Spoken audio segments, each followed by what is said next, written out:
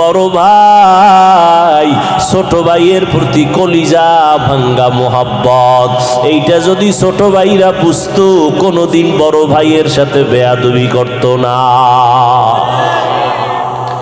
অনেক ফ্যামিলিতে বড় ভাই লেখাপড়া করতে পারে না, ছোট ভাইরা অনেক লেখাপড়ার সুযোগ পায়। কারণ দেখা যায় বাবা মা বুড়া হয়ে গেছে, এখন যদি বড় ভাই লেখাপড়া করে কামাই রুজি করার কেউ নাই। বড় ভাই কয় না বাবা তুমি কষ্ট করিও না, আমি কামাই রুজি করি, লেখাপড়া বেশি করা লাগবে না, আমার ছোট ভাইরে পড়াই। এইবার বড় ভাই কামাই কইরা বাবারেও খাওয়ায় মায়েরে খাওয়ায়, ছোট ভাইয়ের লেখাপড়ার খরচ দেয়। কিন্তু নিমুখ হারাম ছোট ভাই লেখাপড়া কইরা চাকরি নিয়া টাকা পয়সা নিয়ে কত ঈদের আনন্দে বাড়ি যায়, মার্কেট করে, বড় ভাইয়ের খোঁজ নেয় না। কারণ আমি বড় ভাই সহ্য করতে পারি না ছোট ভাইয়ের কষ্ট। যত দ্বন্দ্বই থাকুক না কেন রে বাবা, ছোট ভাই বড় ভাইয়ের খবর নেয় না, জিগায় না। কিন্তু যদি বড় ভাই হঠাৎ রাত্র কাঁচা ঘুমের মধ্যে কেউ টেলিফোন করে তোমার বাইরে চৌরাস্তা আটকাইছে, বড় ভাই ঘুম বাদ দিয়া মঞ্জুরে একটা দৌড় দেয়। বড় ভাই গিয়া হাত বাড়ায় কয় খবরদার আমার ছোট ভাইরে মারিস না, পারলে তোরা আমাকে মার, আমার ছোট ভাইরে আঘাত করবি না, আমাকে মার। আমার ছোট ভাইরে আমি মানুষ বানাইতে কষ্ট কম করি নাই। যতই দ্বন্দ্ব থাক তবে আমার চোখের সামনে আমার ভাইরে আঘাত করবি মেনে নিতে পারবো না। যুবক ইউসুফ নবীর কানের গোড়ায় মুখটা লাগাইয়া কি যেন বললেন। হঠাৎ সবাই তাকায় আছে, লাইনের মানুষগুলো খানা নিয়ে দৌড়ায়। এই ছেলেটাকে যে ইউসুফের ডাকাইয়া দেখা আবার কথা বলার সুযোগ পেয়ে গেল। হঠাৎ সবাই নজর করে দেখি ওই যুবকের কথা কানের মধ্যে কি বলছে জানা নাই।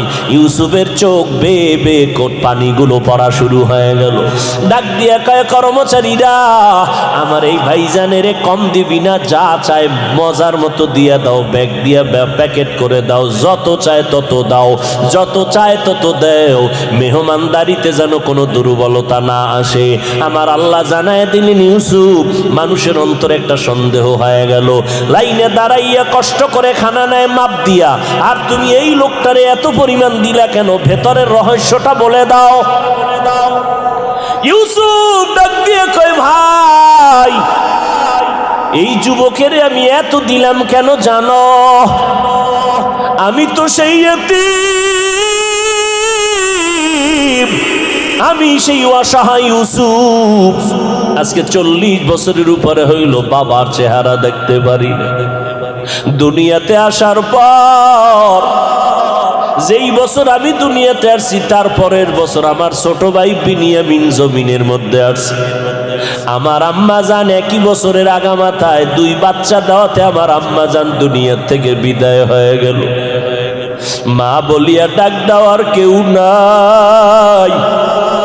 আব্বা জান আমারে বড় আদর করতেন, রাতের বেলা পাশে নিয়ে ঘুমাইতেন। মাঝে মাঝে খালা আমারে আদর করছে, কিন্তু আমার 10 ভাইয়ের ভিতরে হিংসার জন্ম হলো, সহ্য করতে পারল না।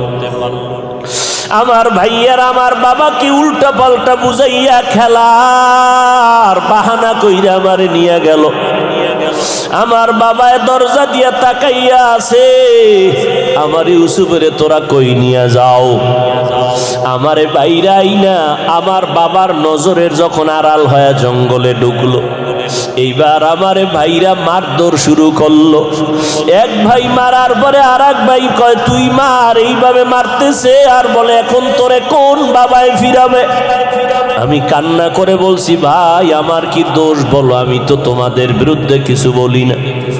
এইভাবে মারতে মারতে আমার বড় ভাই ইহুদা ও বলে আর মারিস না, সহ্য করতে পারি না। কারণ বড় ইউসুফ নবী বলতেছেন আমারে কুয়ার মধ্যে যখন ফেলে দিল, আমার শরীরের পোশাক খুলতেছে, রশি লাগাইতেছে, তখন আমার কেউ নাই, অন্ধকার কূপের ভিতরে, জঙ্গলের ভেতর। যেই কূপের পানি বড় নাপাক, সাপ বিচ্ছুর গর্ত, আমার ভাইয়ের আমার জামা কাপড় খুলিয়া এরপরে যখন রশিতে বেঁধে কূপের মধ্যে ফালায়, কি নিচে যাওয়ার পরে উপর দিয়ে রশিটা কেটে ফেললো। ওদিকে আমার আল্লাহ ডাক দিয়ে কয়, জিবরাইল জলদি করে যাও, জান্নাতি পোশাক আমার ইউসুফের পরায় দাও, আর ওই কূপের নাপাক পানি যেন ইউসুফের গায়ে না লাগে, একটা জান্নাতি পাথর তার পায়ের নিচে ধরে দাও। ইউসুফ নবী বলে, আমি নিচে গিয়ে একটা পাথরের উপরে দাঁড়াইলাম, জান্নাতি পোশাক গায়ে পরলাম। ওখান থেকে আমার ভাইরা চলে গেল, কিন্তু কেউ আমার খবর নেয় না। অন্ধকার কূপ, কিন্তু আল্লাহর কুদরত, আমি ইউসুফের আমার মাওলা এত সৌন্দর্য দান করছে। অন্ধকার দিয়ে চলতে কোনো বাতি লাগে না, ইউসুফের চেহারায় আলোকিত হয়ে যায়। অন্ধকার খুব আলো হয়ে গেল আমার চেহারায়, কিন্তু আমারে ফালাইয়া বাইরা চলে গেল, খবর নাই। এখন আমি কেমনি উঠবো? ওখানে বসে আছি, চোখের পানি সারি, আমার বাবায় না জানি বেহুশ হয়ে গেল। কিন্তু আমার বড় ভাই মাঝে মাঝে আইসে একটু তাকায় তাকায় খবর নেয়ার কথা বলে, আমার জন্য রশি দিয়া নাস্তা দেয়, আর বলে, ভাই কাঁদিস না, আমি গোপনে আসছি, ওরা যদি জানে আমারে মেরে ফেলবে। ওখান থেকে ইউসুফের বিক্রি করা হলো, মিশরে পাঠায় দিল। ইউসুফ নবী চোখের পানি ছিঁড়ে কাঁদেন, ওই বাবারে বাবা বলিয়া ডাকতে তো আর পারলাম না। আমারে মিশরের বাজারে বিক্রি করার পর গোলাম বানায় দেওয়া হলো। এক পর্যায়ে জুলাইখার অভিযোগে আমারে জেলখানায় নেওয়া হলো। ওই জেলখানার থেকে আমার কেউ নাই, আমার বিরুদ্ধে অপবাদ দেওয়া হলো। জুলাইখা আমার বিরুদ্ধে তার স্বামী আজিজে মিশরের কাছে অভিযোগ দিয়েছে। ও এলাকার মুসলমান, ইউসুফ নবী চোখের পানি ছেড়ে কয়, এই যুবক, ওই সময় জুলাইখার স্বামী আমাকে বলছিল, ইউসুফ তুমি সত্যবাদী, তার সাক্ষী কি? ওই সময় একটা মহিলা কোলের মধ্যে বাচ্চা নিয়ে যাইতেছিল, আমার মাওলা আমার কলবের মধ্যে এলকা করে দিয়েছিলেন। আমি সাথে সাথে বাচ্চাটাকে ইশারা করলাম, আমি ইউসুফ সত্যবাদী না মিথ্যাবাদী, বাচ্চা তার নির্ণয় করবে। ওই বাচ্চা মায়ের কোলে থাকার পর বাচ্চা নির্ণয় করে দিল, একটা স্কেল দিয়ে দিল। বাচ্চা ডাইরেক্ট বলে না ইউসুফ ভালো, মহিলা জুলাইখা খারাপ, এইটা ডাইরেক্ট বললে বাচ্চা সন্দেহ করতে পারে। ওই বাচ্চাটা একটা স্কেল দিয়ে দিল, ইউসুফ নবীর গায়ের জামা, এই স্কেলটা দিয়া মাপ দাও, পেছনে যদি জামাটা ছেঁড়া থাকে তো মনে করবা জুলাইখা দোষী, ইউসুফের জামা সামনে দিয়া যদি ছেঁড়া থাকে তো ইউসুফ দোষী। স্কেলটা দেওয়ার মাত্র ওই বাদশা তাকায় দেখে পেছন দিক দিয়ে জামা অংশ ছেঁড়া। জুলাইখার এই অপমানজনক মিথ্যা অপবাদ জুলাইখার স্বামী ধরে ফেললো। এইবার ইউসুফ নবী বলেন, ও দুনিয়ার মানুষেরা, এই যুবকটারে আমি এত পরিমাণ দিলাম, কারণটা কি? এই তো সেই যুবক, যেই যুবক ওই মায়ের কোলে আমার পক্ষে সত্য সাক্ষী দিছিল। ওই দিন আমার প্রতি পবিত্রতার বর্ণনা করেছে, ওই দিনের সেই বাচ্চা আজকের এই যুবক। ইউসুফ নবী জানায় দিলেন, ও দুনিয়ার মানুষ দেখো, ওই বাচ্চাটার সেই সময়ের মোহাব্বত আমার সাথে থাকার কারণে আজকে সে পার পেয়ে গেল। কোনো মাপ নাই, খানার কোনো মাপজব নাই।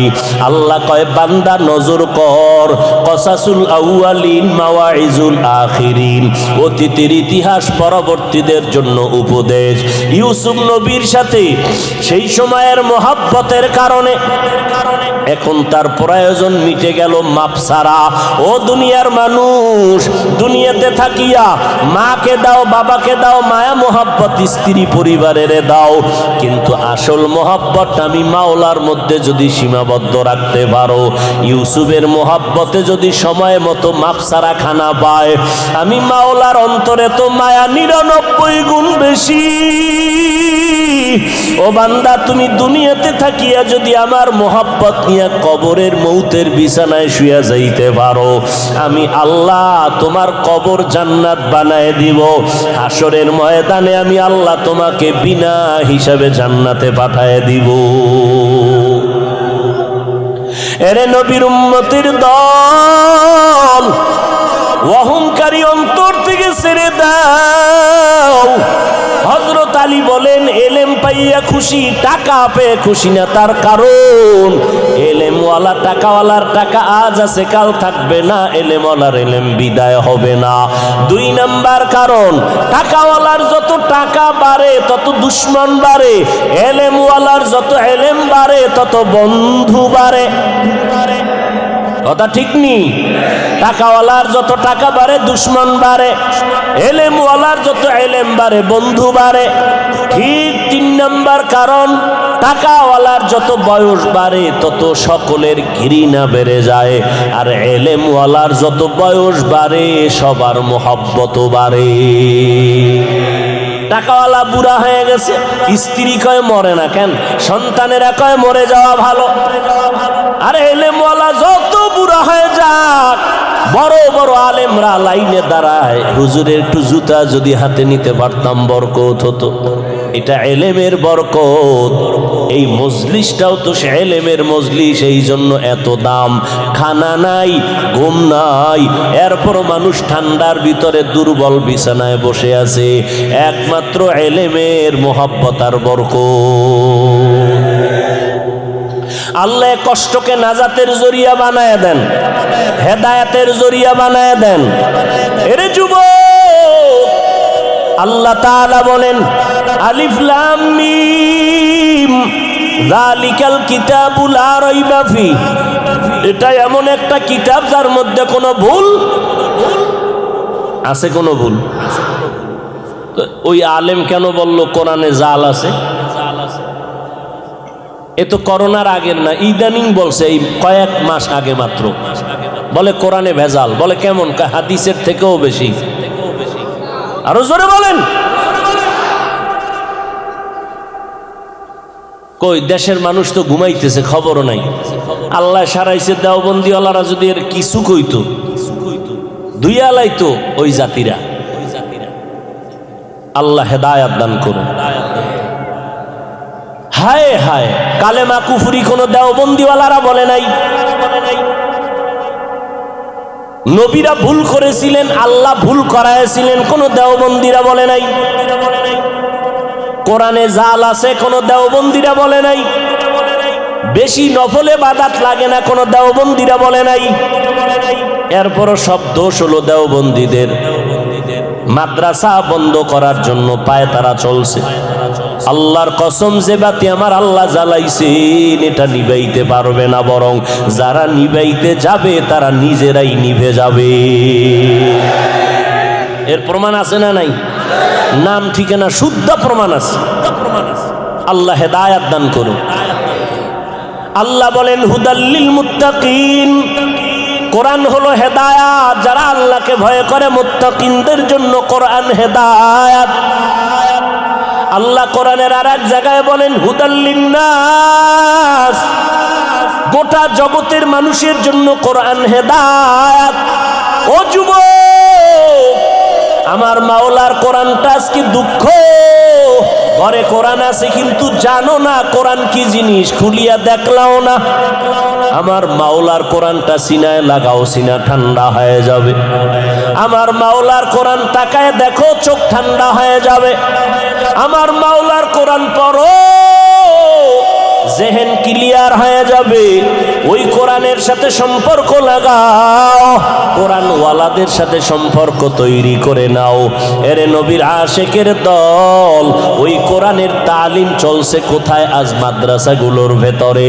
ওই কোরআন ওয়ালাদের সাথে সম্পর্ক লাগায় দাও।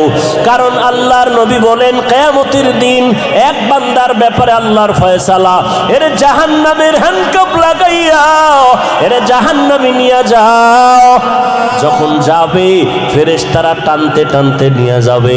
আল্লাহর বান্দা বারবার পেছনে তাকাবে। আল্লাহ বলবে ফেরেশতা দাঁড়াও, এই লোকটা বারবার পেছনে তাকায় কেন? ফেরেশতারা বলে জানি না। দাঁড়াও। কেন তাকায় জানো? আমি মাওলার রহমতের দিকে আশায় আশায় তাকায়।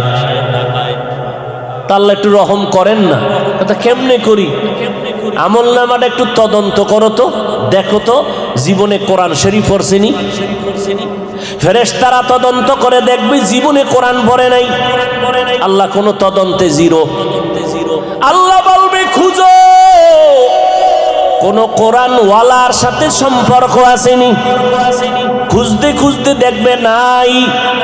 এবার আমার আল্লাহ শেষ বলবে দেখ, এই বান্দার এমন কোন বন্ধু আসেনি যার সাথে কোরআনওয়ালার সম্পর্ক। হঠাৎ খুঁজে দেখবে হ্যাঁ, এই বান্দার একটা বন্ধু আছে কোরআনওয়ালার সাথে সম্পর্ক। আল্লাহ বলবে এর বরকতে আমি জান্নাত দিয়া দিলাম। এরে আল্লাহর বান্দারা, হিন্দুদের ধর্ম আলাদা, আদর্শ আলাদা, বৌদ্ধদের ধর্ম আলাদা, আদর্শ আলাদা, খ্রিস্টানদের ধর্ম আলাদা, আদর্শ আলাদা। আমাদের ধর্ম কি আলাদা না এক? আমাদের তোমার ধর্ম ইসলাম, তোমার আমার ধর্ম এক, আল্লাহ এক, কাবা এক, কোরআন এক, হাদিস এক। তোমার আমার আদর্শ তো এক হবে, তোমার পোশাক কেন আলাদা, আমার পোশাক কেন আলাদা? যুবকেরা বলো বাবা, যদি বলো তোমার পোশাকটাই সঠিক, দলিল দাও, আমরাও তোমার মতো পোশাক পরি। আর যদি বলো না হাফিজ ভাই, আপনাদের পোশাকটাই আসল পোশাক, মদিনার পোশাক, তাহলে পা দুটা আগায় দেও, আমি তোমার পায়ে হাত রেখে বলবো এখনো সময় আছে, তওবা করে মদিনার পোশাকটা শরীরে লাগাও। মরার পরে কাফন পুরাটা ভরলে লাভ হইবে কি? বোরখা দাও। আজরাইল আইসা যেন দেখে তোমার শরীরে মদিনার পোশাক। ওরে আল্লাহর বান্দা, হুজুরদের কথা আজকে তুমি যতই অবিশ্বাস করো, আমার মাওলার কোরআনটা কি অবিশ্বাস করো? বা ওই কোরআন সত্য। গুনাহগারেরা জাহান্নামে যাবে, নেক আমলওয়ালারা জান্নাতে যাবে। ইন্নাল আবরারা লাফি নাঈম ওয়া ইন্নাল ফুজ্জারা লাফি জাহিম। নেক আমলওয়ালারা জান্নাতের প্রতীক, গুনাহ যারা করবে তারা জাহান্নামের প্রতীক। আল্লাহ কোরআন দিবেন হেদায়েতের জন্য। কোন হেদায়েত? এগুলো নিয়ে বিস্তারিত কথা বলার সুযোগ আর হলো না রে বাবা। আল্লাহর কাছে তওবা করো। সব বয়ান সারা রাত করি, সব বয়ানের মাকসাদ হলো হেদায়েত। আজকে সারা রাত বয়ান শুনবো, ফজরের নামাজ পড়বা না, কোনো লাভ হবে না। আর অল্প বয়ান হবে, মানুষ বাসায় গিয়া নামাজ পড়বে, বয়ানটা সফলতার দরজায় চলে যাবে। এই জন্য আগের আল্লাহওয়ালারা বয়ান করতে চাইতেন না, দইরা বসায় দিলে 20 মিনিটের বেশি কথা বলতেন না।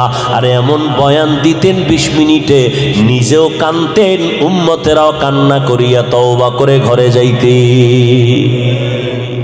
আর এখন বয়ানে কান্না নাই, কান্নার বয়ানেই নাই, বরং কালা চশমার হুজুরে কান্নার বিরুদ্ধে বয়ান করে। আছে না নাই? কত বড় দুঃখ যে একজন আলেম হইয়া কান্নার বিরুদ্ধে জাতির সামনে বয়ান করে।